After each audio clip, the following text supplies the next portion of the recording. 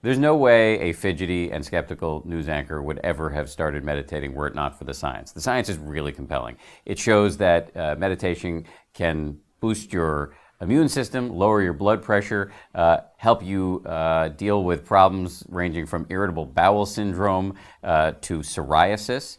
And the neuroscience is where it really gets sci-fi. There was a study out of Harvard that shows that short daily doses of meditation can literally grow the gray matter in key areas of your brain having to do with self-awareness and compassion, and shrink the gray matter in the area associated with stress. There was also a study out of Yale that looked at what's called the default mode network of the brain. It's a connected series of brain regions that are active during most of our waking hours when we're doing that thing that human beings do all the time, which is obsessing about ourselves, thinking about the past, thinking about the future, doing anything but being focused on what's happening right now. Meditators not only turn off the default mode network of their brain while they're meditating, but even when they're not meditating. In other words, meditators are setting a new default mode. And what's that default mode? They're focused on what's happening right now. In sports, this is called being in the zone. It's nothing mystical. It's not magical. You're not floating off into cosmic ooze. You are just being where you are.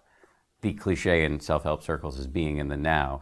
You can use that term if you want, but because it's accurate, it's slightly annoying, but it's accurate. It's more just being focused on what you're doing. And the benefits of that are enormous. And this is why you're seeing these unlikely meditators now, why you're seeing the U.S. Marines adopting it, the U.S. Army, corporate executives from the head of Ford to the founders of Twitter, athletes from Phil Jackson to many, many Olympians, scientists, doctors, lawyers, school children. There's this sort of elite subculture of high achievers who are adopting this because they know it can help you be more focused on what you're doing, and it can stop you from being yanked around by the voice in your head. My powers of prognostication are not great. I bought a lot of stock in the company that made Palm Pilot back in 2000, and that didn't go so well for me. But having said that, I'm going to make a prediction. I think we're looking at meditation as the next big public health revolution. In the 1940s, if you told people that you went running, they would say, "Who's chasing you?"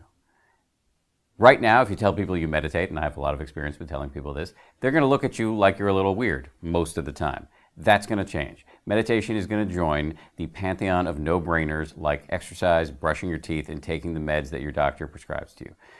These are all things that if you don't do, you feel guilty about. And that is where I think we're heading with meditation, because the science is so strongly suggestive that meditation can do really, really great things for your brain and for your body. The common assumption that we have, and it may be subconscious, is that our happiness really depends on external factors. How was our childhood?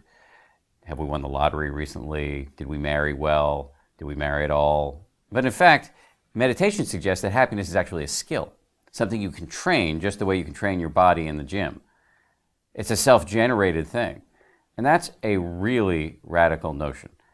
It doesn't mean that external circumstances aren't going to impact your happiness. It doesn't mean you're not going to be subject to the vagaries of an impermanent entropic universe. It just means you are going to be able to navigate this with a little bit more ease.